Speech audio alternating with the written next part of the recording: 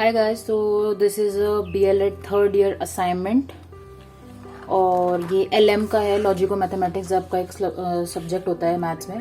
सो ये मेरे पास पड़ी थी, मुझे मिल गई, so that's why I am posting this. So जिसको भी लॉजिको मैथमेटिक्स में अगर असाइनमेंट मिलता है तो आप ये ट्राई कर सकते हो।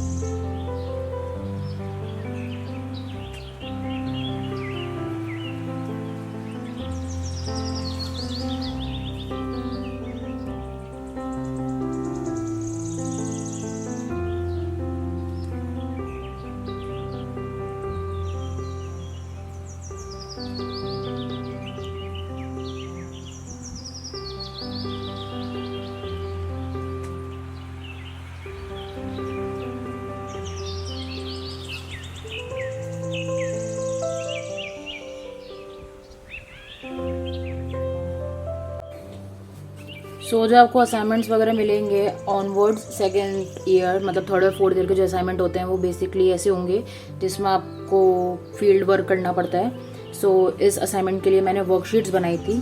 तो आप क्या कर सकते हो, एक वर्कशीट बनाओ और उसकी फ़ोटो कॉपीज़ निकलवा दो और इनको आपको बच्चों को देना होता है। डिपेंड कि आप करता है कि आपका असाइनमेंट किस बेस पे है। तो ये मेरा मेजरमेंट पे था जिसमें मेरा टॉपिक वेट है। सो ये एक बच्चे ने भरी हुई इस वर्ष 5th क्लास का है और मैंने इसमें इसको बिटवीन पिक्चर्स चूज़ करने के लिए बोला है कि on the basis of pictures के बिहाफ पे ये बताओ कि किसका साइज़ ज़्यादा है। सो इसमें फुटबॉल का साइज़ भी सेम बना है और आंट का साइज़ भी सेम बनाया है। यहाँ पे भी जैसे की और वेल ऑलमोस्ट सेम है। तो ये बच्चों का वो मेंटल लेवल चेक करने के लिए था कि बच्चा किस बेस पे एरर कर रहा है, ठीक है। उसके बाद फिर एक बारी उसको मैंने पिक्चर्स के थ्रू ये पूछा, देन उसको मैंने पूछा है वर्ड्स में कि सिर्फ वर्ड्स के बेस पे बताओ अगर आपका जो बच्चे का जो थिंकिंग है उसको ध्यान में रख के कि फेदर ज़्यादा हैवी होगा या की ज़्यादा हैवी होगी, ठीक है, बुक ज़्यादा हैवी होगा, डेस्क ज़्यादा हैवी होगा ये।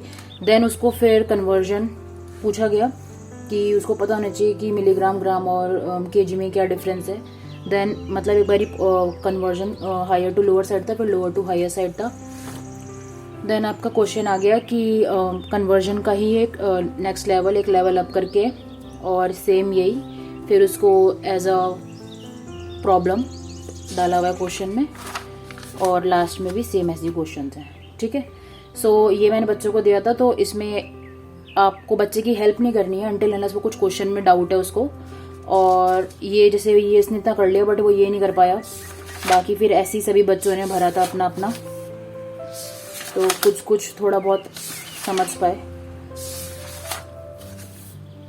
सो अब कोविड है तो ऐसा होगा नहीं कि आपको बच्चे मिलेंगे, सो आप यही रीडिंग्स छेप सकते हो, ऐसे कोई प्रॉब्लम नहीं है।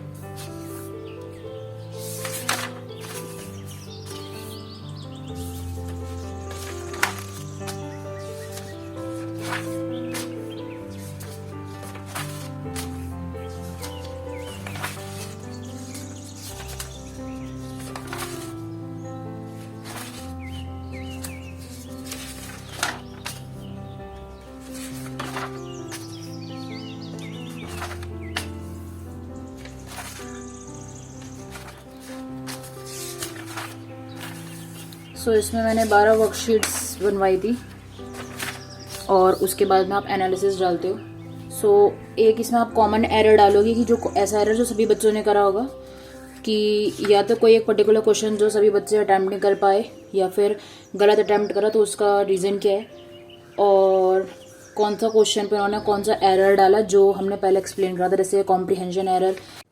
सो कॉम्प्रिहेंशन एरर बेसिकली यही है कि बच्चे ने उसको मिस इंटरप्रेट करा, वो उसको पूरी तरीके से समझ नहीं पाया। एक एरर ये भी होता है due to deficient mastery of prerequisite skills factor concept, जो बच्चे को नहीं पता है ज़्यादा उसके बारे में पूरा, ठीक है। एक ट्रांसफॉर्मेशन एरर होता है error due to language difficulties और बाकी अलग अलग रीज़न जो आप बच्चों को बच्चे के जो उसने आंसर गलत लिखे हैं वो दे सकते हो, ठीक है।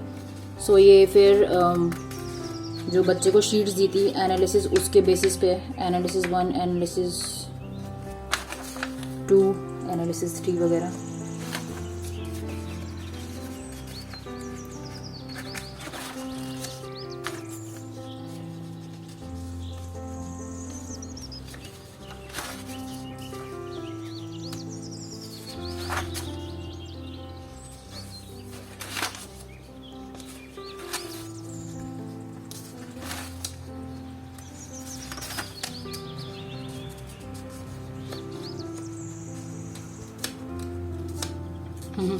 ये किसी को जब दी थी शीट तो उसका आंसर था कि ये कर दिया बस बहुत है, पास हो जाऊंगा।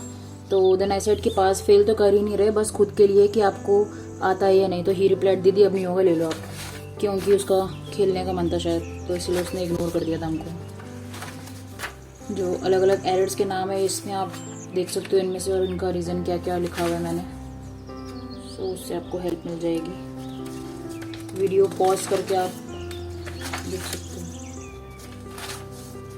लास्ट में स्ट्रेटेजीज़ हैं कि स्ट्रेटेजीज़ मैंने क्या क्या यूज़ करी थी कॉन्सेप्ट बिल्ड करने के लिए, लैंग्वेज पे कैसा फोकस दिया था।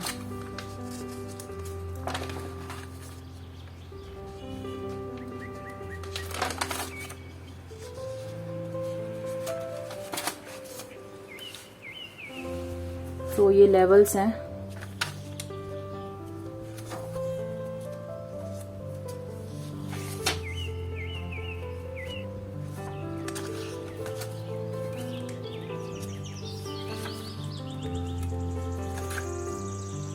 बेसिकली देख के आप समझ गए होंगे कि लेवल कैसे बढ़ा है। अगर किसी को मेजरमेंट समझाना है तो पहले आपने पिक्चर्स के थ्रू समझाया है, फिर 3 चीज़ों में कंपैरिजन हुआ है, फिर विद ऑब्जेक्ट और थोड़ा सा आप मेजरमेंट का वैल्यू लेके आए हो, फिर लेस मोर का कॉन्सेप्ट, फिर थोड़ा सा कन्वर्जन और डीप में क्वेश्चन, और लास्ट में आपका कन्वर्जन आ गया जो बेसिक क्वेश्चन होता है आपका।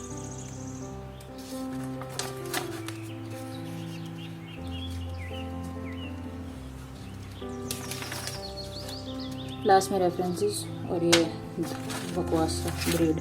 बाय।